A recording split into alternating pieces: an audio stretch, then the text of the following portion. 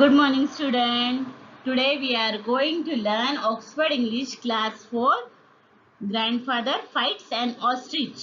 ये वाला चैप्टर आज हम देखने वाले हैं, तो सब तैयार होके बैठ जाइए स्टोरी सुनने के लिए. When famous author Ruskin Bond was young, his grandfather told him about an encounter he once had with an ostrich. Read the story to find out what happened. तो क्या कहा है इसमें. एक बड़े ही प्रसिद्ध लेखक है रस्किन बॉन्ड. वो छोटे थे तब उनके दादाजी जो थे उनका किसी ऑस्ट्रिच के साथ, ऑस्ट्रिच को हिंदी में शतुर मूर्ख कहता है, ठीक है. तो उनके जो दादाजी थे उनका ये ऑस्ट्रिच के साथ कुछ फाइट जैसा हुआ था, ठीक है. तो उनकी उनसे जो मुलाकात थी वो डेंजरियस तरीके से हुई थी. तो ये जो स्टोरी है इसमें हमको ये सब उन्होंने डिस्क्राइब किया है. चलो let's we will read the story and I will explain it to you in very easy language. So be concentrationally listen my story. I lived in a small town, but my workplace was about 12 miles away and I had to go to the work site on horseback. तो उनके दादाजी ने क्या कहा है, वो बहुत छोटे से गांव में रहते थे, ठीक है. बहुत छोटा शहर था उनका और उनको उनकी गांव से जो उनका ऑफिस था तो वर्क प्लेस पे जाने के लिए उनको कितने 12 माइल्स लगते थे, मतलब 12 किलोमीटर उनको लंबा जाना पड़ता था. एंड वो किससे जाते थे उनके वर्क साइट पर, हॉर्स के साथ जाते थे, मतलब हॉर्स पर बैठकर वो अपने काम पर जाते थे. लेकिन एक दिन क्या होता है, one day my horse had a small accident, so I decided to walk. I also knew of a shortcut through the hills that would have saved me about 6 miles. तो वो कहते हैं वो हमेशा 12 किलोमीटर लंबा जाते थे, पर वो घोड़े से जाते थे इसीलिए उनको कुछ इतना लगता नहीं था. बट एक दिन क्या होता है, उनके घोड़े को कुछ चोट आती है, उसका कुछ एक्सीडेंट स्मॉल सा हो जाता है, तो वो उसे लेकर नहीं जा पाता है उस दिन. इसलिए उनको कैसे जाना पड़ता था, फिर चलते उन्होंने जाने का ऑप्शन चूज कर लिया. और फिर उनको एक शॉर्टकट भी पता था जो माउंटेन हिली एरिया से जाता था. तो अगर वो वॉकिंग जा रहे हैं और वो हिली एरिया से जा रहे हैं तो उनका 6 किलोमीटर का जो डिस्टेंस था वो बचने वाला था, ठीक है. तो फिर वो सोचते हैं कि मैं शॉर्टकट वैसे ही चला जाऊंगा. So this shortcut went through an ostrich farm. It was the breeding season. I was quite familiar with the ways of ostriches and knew that male birds were very quite familiar with the ways of ostriches and knew that male birds were very aggressive in the breeding season. But I also knew that my dog would scare away any bird that might try to attack me. It may seem strange, but even the biggest ostrich will run faster than a racehorse at the sight of even a small dog. I felt quite safe in the company of my dog. On arrival at the farm, I climbed through the wire fencing and keeping a good look out dog across the open space between the thorn bushes. Now and then I saw the bird feeding some distance away. तो इसमें उन्होंने क्या बताया है, हमने पहले ही देखा कि ये जो उनके दादाजी थे रस्किन बॉन्ड के, तो वो 12 किलोमीटर रोज लंबा चल के जाते थे, वो हॉर्स से जाते थे. पर उस दिन एक्सीडेंट उनके हॉर्स के साथ हो गया और उन्हें चलते जाना पड़ा.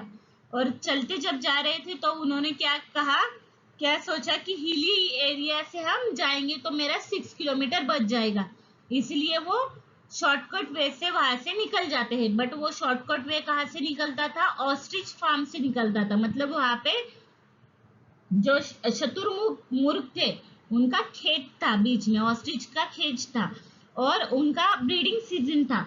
ब्रीडिंग सीजन मतलब क्या होता है? जैसे प्रजनन का मौसम था। और उनको पता था, वो क्वाइट फैमिलियर थे कि ऑस्ट्रिच तब कैसे किस तरीके से पेश आते हैं। तो उनको पता था कि जो मेल बर्ड्स होते हैं, तो मादा के बारे में वो बहुत ही पजेसिव होते हैं और वो किसी भी बर्ड के साथ एग्रेसिवली पेश आते हैं। मतलब वो बहुत केयर करते हैं। और उस दिनों में नर पक्षी जो होते हैं वो बहुत आक्रामक होते हैं। लेकिन उनको ये भी पता था कि उनके साथ उनका क्या है, डॉग है। तो मेरा डॉग छोटा जरूर है पर वो किसी भी पक्षी को क्या करेगा, डरा देगा। वो किसी भी पक्षी पर हमला कर सकता है और मुझे वो बचा के वहां से लेके जाएगा। और वो चल ही रहे थे कि उनको उनके सामने ही इतना, इट मे सीम स्ट्रेंज, मतलब एक अजीब लग रहा था कि इतना बिगेस्ट ऑस्ट्रिच था और वो इतना फास्ट दौड़ रहा था कि जैसे मानो घोड़ा भी उससे कम दौड़ता है। इतना biggest ostrich will run faster than a race horse, मतलब एक घोड़े से भी लंबा वो दौड़ रहा था। और मेरा डॉगी जो है उसके सामने बहुत छोटा मुझे लग रहा था। और अभी मैं फिर भी मैं मेरे डॉगी के साथ क्या था, क्वाइट सेफ था। मतलब मुझे उसके साथ क्या लग रहा था, मेरे डॉगी के साथ सेफ महसूस हो रहा था, उसकी कंपनी के साथ। Quite safe in the company of my dog. तो मेरे डॉग की कंपनी के साथ मैं क्वाइट सेफ महसूस कर रहा था, ऐसा वो कौन कह रहे हैं? रस्किन बॉन्ड के दादाजी कह रहे हैं। On arrival at the farm, और वो फिर जाते हैं, खेत में पहुंचते हैं। और जो तार होती है, तो तार पर वो चढ़ जाते हैं और फेंसिंग कहा है उन्होंने उसको, और वो उस तरफ जाते हैं। मतलब जो फेंसिंग के अंदर जाते हैं, मतलब खेत के अंदर वो घुस जाते हैं। और वो वहां पे सब उनको पूरी झाड़ियां दिखती है, बुशेष सारे दिखते हैं। और ठीक है, वो एक बार क्या करते हैं, सब स्पेस पे अपना नजर डाल देते हैं। एंड उनको ऐसे लगता है, चलो अभी दूर से ही उन्होंने देखा था कि सारे पक्षी जो है वो भोजन करने में लगे हैं, तो मुझे कोई दिक्कत नहीं है, वो अपना काम कर रहे हैं और मैं अपने रास्ते चला जाऊंगा। I saw birds feeding some distance away, के उन्होंने दूर से ही देखा था कि सारे जो बर्ड्स है वो अच्छे से अपना भोजन कर रहे हैं। I had gone about half a mile from fencing when I startled a hare. In an instant, my dog began chasing the hare. I tried calling him back, even though I knew it was hopeless. I don't know whenever it was the dog's bark or my own shouting. But what I was most worried about immediately happened. The ostriches were startled and began darting to and fro. Suddenly, I was a big male bird come out from a bush about 100 yards away. He stood still and stared at me for a few moments. I stared back, then expanding his short wings and with his tail erect, he began he came bounding towards me. तो फिर क्या होता है, यहाँ पे उन्होंने क्या बोला है कि लगभग वो आधा मील, मतलब आधा मील वो क्या कर लेते हैं, हाफ माइल वो चल लेते हैं। ठीक है, दूर तक वो चले जाते हैं और उनको सामने कौन दिखता है, एकदम खरगोश आ जाता है। तो वो खरगोश को एकदम चौंका देते हैं, क्योंकि सब एनिमल्स को पता होता है यहाँ पे कोई आता नहीं है, तो वो एकदम चौंक सा जाता है उनको देखकर। एक पल में क्या होता है, फिर जो मेरा डॉग होता है वो क्या करता है, खरगोश का पीछा करने लगता है और मैं उसको बुलाता हूँ और मुझे वो अच्छा भी नहीं लगता है, मतलब मुझे लगता है वो निराशाजनक है, ये गुड थिंग नहीं है। फिर भी वो उसे उसकी सेफ्टी के साथ लेकर गए थे, इसलिए वो क्या करते हैं, उसे बुला लेते हैं वापस। और पता नहीं मेरा डॉग ही भौंक रहा था या मैं, अचानक से सामने क्या हो गया, सारे जो पंछी थे तो सबकी मुझे क्या हो गई, ज्यादा चिंता हो गई। वह तुरंत हो गया, सारे जो ऑस्ट्रिच थे वो क्या हो गए, चौंक गए और सारे इधर उधर भागने लगे।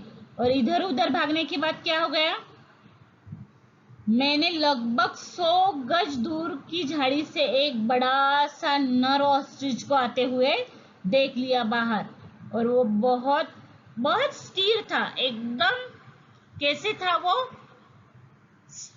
शांति से खड़ा था। And he stood still and stared at me, मतलब वो एक जैसा कुछ क्षणों के लिए कंटिन्यूअसली वो मुझे देख रहा था। मैंने पीछे मुड़ के देखा, फिर अपने उसने क्या किया, छोटे जो पंख थे वो फैला लिए और पूरी जो उसकी पूंछ थी उसको सीधी कर ली और वो मेरे पीछे दौड़ पड़ा। ऐसा था वो, क्या था, ostrich. As I had nothing, not even stick with which to defend myself, तो मैं इतना अकेला था कि मेरे पास कुछ नहीं था, एक स्टिक तक नहीं था कि मैं मेरा डिफेंड कैसे कर पाऊँ, मतलब मैं मुझे खुद को बचा कैसे पाऊँ, इसके लिए मेरे पास कुछ भी साहित्य नहीं था, कुछ भी नहीं था, nothing. I ran towards the fence, मैं बस दौड़ पड़ा। But it was an unequal race, but ये अनइक्वल रेस था क्योंकि what were my steps of 2 or 3 feet against the creature great strides to 16 to 20 feet, मतलब मेरा कितना फीट जा रहा था, लंबा सा लंबा भी मैंने स्टेप डाल दिया तो भी 2-3 फीट के आगे नहीं जा रहा था। और वो जो चतुर्भुज था, चतुर्मुर्ग था या ऑस्ट्रिच था, उसका कितना था, 16 से 20 फीट तक उसका लंबा दौड़ था, स्टेप्स था। तो सोचो वो कैसे दौड़ रहा होगा और मैं कैसे दौड़ रहा होगा। There was only one hope, वहां पे एक ही मेरे पास विकल्प बचा था और वो क्या था, to get behind a large bush and try to escape the bird until help came, मतलब मेरे पास एक ही ऑप्शन था कि मैं बड़ी से बड़ी झाड़ी के अंदर घुस जाऊं और वहां पे चुपचाप बैठा रहूं जब तक मेरा कोई वहां से escape the bird until help came, मतलब मुझे किसी से वहां से छुटकारा नहीं मिलता है वो बर्ड से और मुझे किसी से मदद नहीं मिलता है, तब तक मेरे पास कोई ऑप्शन नहीं था क्योंकि वो तुरंत ही मेरे पास पहुंच जाता था। And so I rushed for the nearest thorn bushes and waited for the ostrich. The great bird was immediately upon me.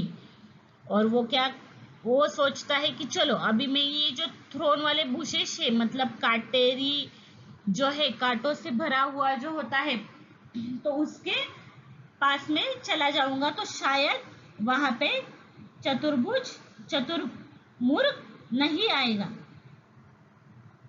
तो फिर क्या होता है, ऐसा वो सोचता है पर ऐसा कुछ नहीं होता है, वो भी वहां पे the great bird was immediately upon मी, वहां से भी वो क्या कर देता है, जो चतुर्मुर्ग था वो उसके ऊपर जाता है दौड़ के। Then the strangest encounter took place, I ran this way and that, taking great care not to get directly in front of the ostriches. Deadly kick, ostriches kick forward and with such terrific force that if you were struck, their huge knife nails would cause you much harm. तो उन्होंने क्या कहा है कि आपको पता नहीं होता है कि वो इतने मजबूत होते हैं, जो चतुर्मुर्ग होते हैं, वो जब वो वहां पे मिल गया था उसको, तो उसकी अवस्था ऐसी हो गई थी, उसे कहाँ दौड़ना है वो समझ नहीं रहा था, कुछ भी समझ नहीं रहा था। और वो इतने डेंजरियस होते हैं कि उन्होंने क्या किया, उसके ऊपर अटैक भी कर लिया। और उनका किक इतना डेंजर होता है, इतना डेंजरस होता है, वो फॉरवर्ड किक डाल रहे थे, पीछे से जा रहे थे, उनका फोर्स मतलब जो ढकलना होता है हम कह सकते हैं, वो भी इतना, हमला उनका इतना डेंजर होता है कि हम वो सहन भी नहीं कर सकते हैं। देयर ह्यूज नाइफ नेल, उनके नाखून इतने बड़े बड़े होते हैं कि जैसे चाकू जो है, तो चाकू का भी, शायद चाकू भी हमको लग जाए ना तो उतना दर्द नहीं करेगा, इतनी हार्म इनके नाखूनों से होता है। तो इस तरह से उन्होंने मुझ पे हमला किया था और मैं खुद को बचा नहीं पा रहा था, क्योंकि उनका फोर्स इतना था, वो किक इतना मार रहे थे, उनके नाखूनों में इतनी ताकत थी कि मुझे किसी भी तरह से कुछ भी करने के लिए नहीं आ रहा था, और वो मुझे बहुत बुरी तरीके से नुकसान पहुंचा रहा था।